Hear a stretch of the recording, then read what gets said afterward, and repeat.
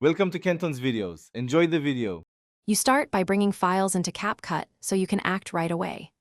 Import both the background and the green screen clip, then drag the background to track 1 and the green screen clip above it on track 2.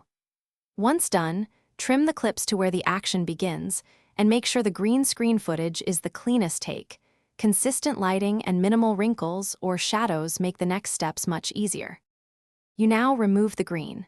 Tap the green screen clip, open the Edit menu and choose Chroma Key. Use the eyedropper to sample the dominant green tone. Increase strength gradually until the green disappears, then lower hue or adjust shadows to avoid haloing.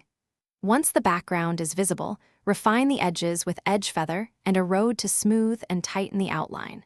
If parts of the subject are cut off, finish by matching the subject to the scene so everything reads as one shot. Adjust brightness, contrast, and saturation on the green screen layer. Add a subtle shadow or motion blur to ground the subject. Make final scale and position tweaks, then export at the intended resolution and codec.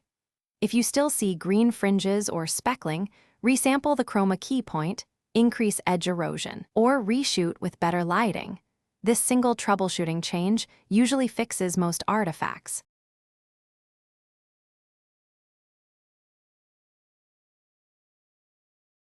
Thanks for watching. Consider subscribing if we helped you.